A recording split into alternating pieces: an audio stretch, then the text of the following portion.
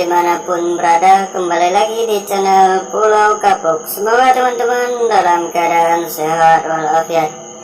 Kali ini Budi akan membacakan alur cerita film yang berjudul The Deadlands. Film ini dirilis pada tahun 2014. Film ini menceritakan tentang kisah seorang pemuda yang berniat membalaskan dendam pembantaian sukunya sendiri.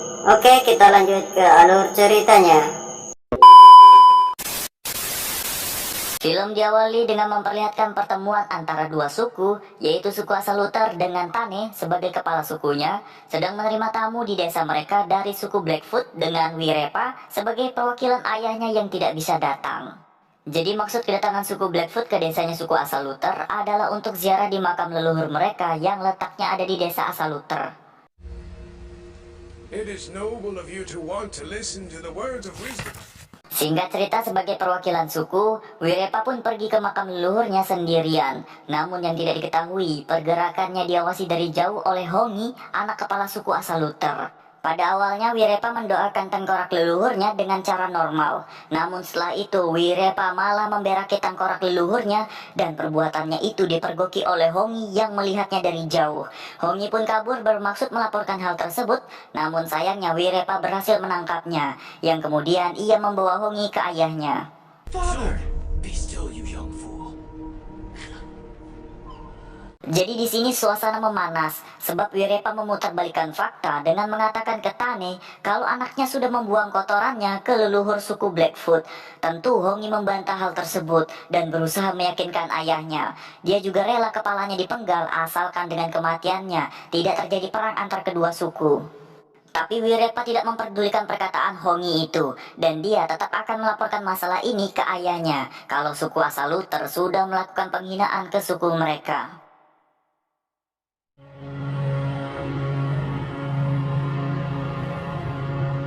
Singkat cerita, hari sudah malam. Tiba-tiba Hongi yang sedang tidur ditendang orang tak dikenal hingga badannya jatuh ke jurang. Ternyata suku Blackfoot melakukan penyerangan ke desa suku asal Luther saat warga desa sedang tertidur. Oleh karena tidak ada persiapan, warga desa suku asal Luther pun banyak yang mati di sana.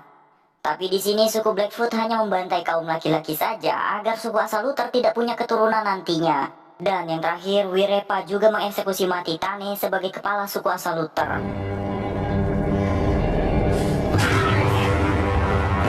Walaupun Wirepa tahu Hongi berhasil kabur, ia lebih memilih pulang kembali ke desanya untuk memberitahukan hal ini kepada ayahnya. Keesokan harinya, Hongi kembali untuk melihat keadaan desanya, dan yang dia temukan hanyalah desa yang sudah hancur, serta beberapa kaum wanita yang masih tersisa. Sambil meratapi barang-barang peninggalan ayahnya, Hongi mengumpulkan tekad dan pada akhirnya Hongi pamit ke saudara perempuannya untuk membalaskan dendam suku mereka. Please tell stories about me. Sementara itu, Wirepa dan pasukannya masih di tengah perjalanan menuju desa mereka, dan ia memutuskan lewat jalan pintas agar dapat sampai lebih cepat. Namun Rangi meyakinkan tuannya, apakah yakin ingin lewat situ, sebab jalan itu akan melewati tanah kematian, yang terkenal ada seorang petarung hebat dan sadis yang sudah menghabisi sukunya sendiri di wilayah itu. Tapi Wirepa tetap memaksa dan dia tidak takut akan hal itu. Tak lama Hongi datang ke tempat yang sama, namun ia punya tujuan khusus masuk ke wilayah tanah kematian ini, di mana dia ingin bertemu dengan si petarung untuk meminta bantuan membalaskan dendam sukunya. Karena sebelumnya Hongi tidak pernah ke sini, jadi dia melakukan pencarian sampai hari mulai gelap. Dan akhirnya bertemulah dia dengan seorang penyihir yang sudah tahu maksud kedatangan Hongi.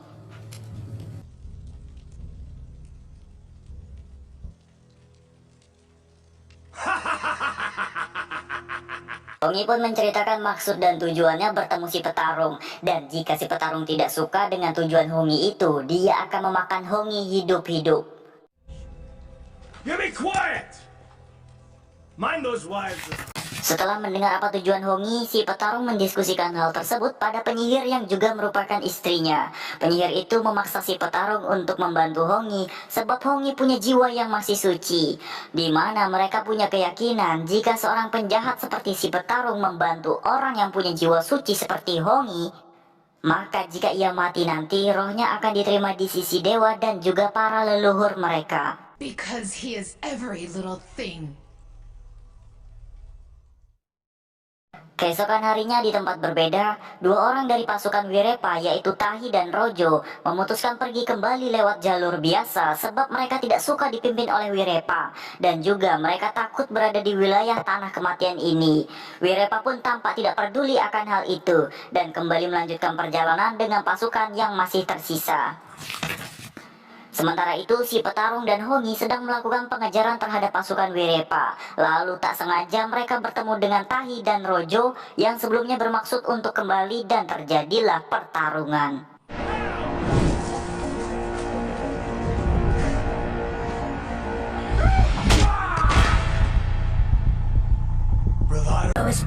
Dengan sekali pukul saja, Rojo tewas di tangan si petarung. Sementara itu, Hongi yang berhadapan dengan Tahi juga tidak menemukan kesulitan di sana. Namun, dia tidak tega membunuh orang, maka dari itu si petarung datang dan menyelesaikan tugasnya. Greet your ancestors for me. Malam pun tiba, saatnya bagi si petarung dan Hongi untuk santap malam dengan memakan daging dari tubuhnya Tahi. Sambil si petarung memotong dagingnya, Hongi bercerita tentang dirinya yang tidak punya jiwa kesatria seperti ayahnya. Buktinya dia tidak mampu membunuh orang. Maka dari itu si petarung kemudian mengajarkan Hongi bagaimana cara menjadi seorang kesatria yang dapat menghabisi lawan-lawannya nanti. Di antaranya ia mengajarkan bagaimana cara memegang senjata, menyerang titik lemah yang dapat membuat lawan langsung kehilangan kesadaran, dan lain sebagainya.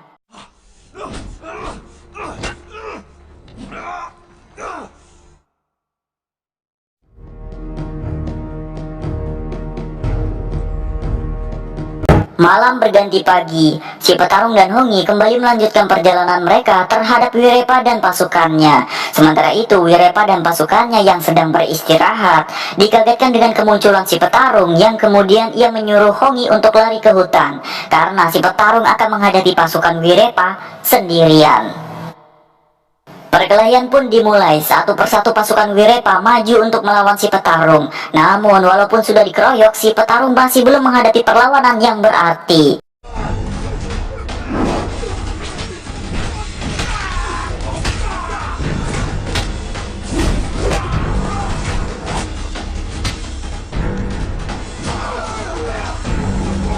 Take down this rabid dog.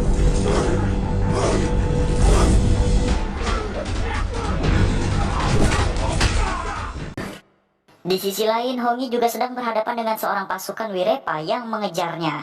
Dan sesuai dengan apa yang sudah ia pelajari dari si petarung, Hongi pun dapat membunuh orang itu. Kembali ke si petarung di mana ia mulai kewalahan menghadapi pasukan Wirepa yang juga terkenal dengan ketangguhannya.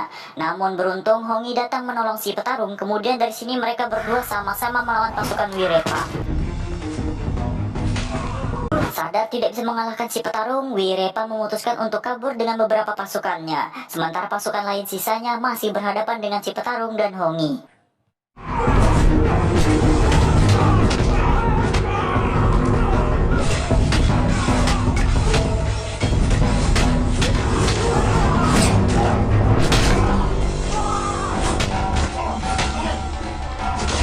I'm dead already.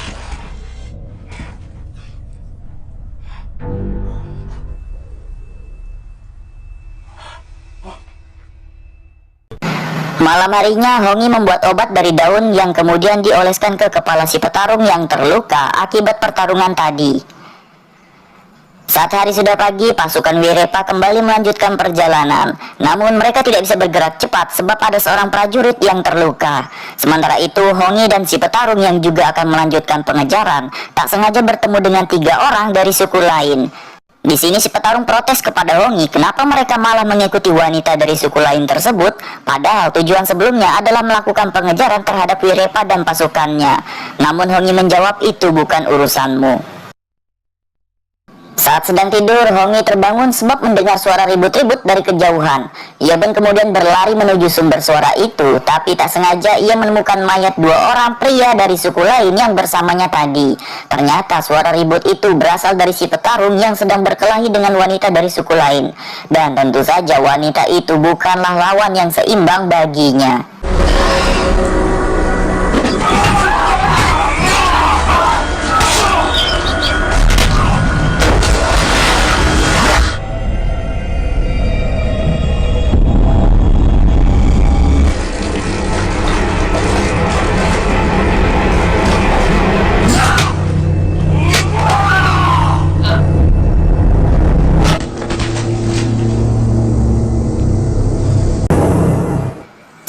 Sayangnya pada saat Hongi datang, wanita itu sudah tewas di tangan si petarung. Ia pun menanyakan kenapa si petarung membunuhnya. Dan si petarung menjawab karena wanita itu akan memberitahukan ke suku mereka kalau si petarung bukanlah mitos dan benaran ada di wilayah tanah kematian. Saat hari sudah terang, si petarung menunjukkan kepada Hongi kalau ada asap dari atas bukit, dan ia menduga kalau itu adalah Wirepa dan pasukannya. Ternyata dugaan si petarung benar. Wirepa yang menyadari hal itu langsung memadamkan asapnya dan menghajar prajurit yang membuat asap itu. Setelahnya mereka kembali melanjutkan perjalanan, namun baru beberapa langkah seorang prajurit yang berada di depan langsung ditikam oleh Hongi. Sadar pasukannya akan kalah, Wirepa pun memutuskan untuk kembali masuk ke dalam benteng bersama pasukannya. Gak cuma itu aja, Wirepa juga memancing emosi Hongi dengan meludahi kepala ayahnya. Melihat itu, si petarung pun menenangkan Hongi, kemudian mengajaknya pergi dari sana untuk mengatur sebuah rencana.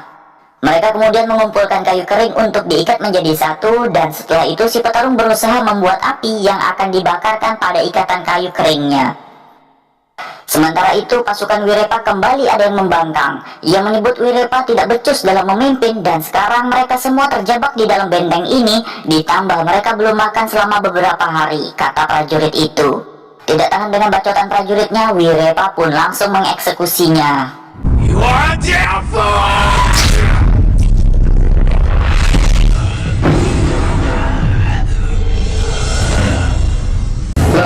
Setelahnya, Rangi memperlihatkan ke Wirepa kalau dia tak sengaja menemukan kotak penyimpanan senjata yang dapat mereka gunakan untuk melawan si petarung dan Hongi. Bersamaan dengan itu, si petarung dan Hongi melemparkan ikatan kayu kering berasap ke dalam bentengnya Wirepa. Wirepa dan pasukannya lalu membalas serangan itu dengan tombak dan berhasil memukul mundur Hongi dan si petarung.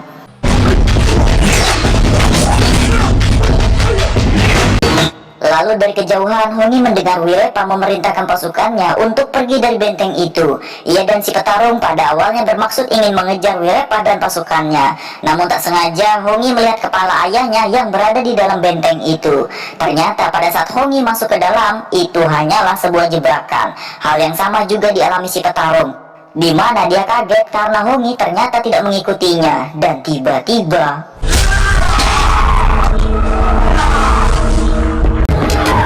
namun bukan si petarung namanya, kalau gitu aja udah mati. Walaupun telah ditusuk tombak, si petarung tetap dapat menghajar prajurit Wirepa yang sudah menjebaknya, dan ia berhasil membunuh mereka. Sambil menahan rasa sakit di perutnya, si petarung pergi kembali untuk menyusul Hongi. Sementara itu, Hongi juga sedang bertarung melawan Wirepa dan Rangi. Jelas saja ia kesulitan sebab harus menghadapi dua orang yang lebih senior darinya.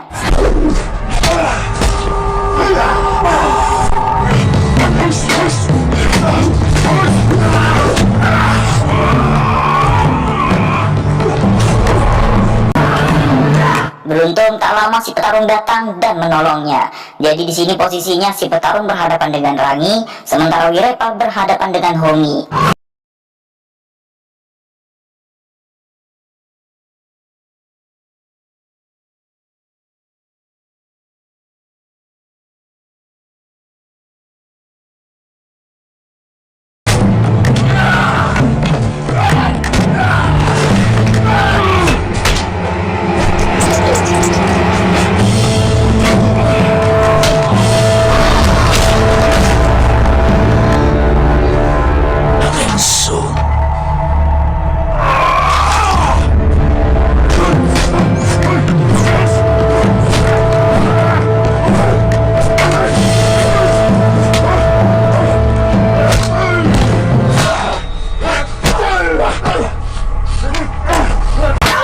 Setelah itu si petarung pergi bermaksud untuk membantu Hongi, namun sayang karena sudah terlalu banyak luka di tubuhnya, ia harus meregang nyawa di tangan Wirepa.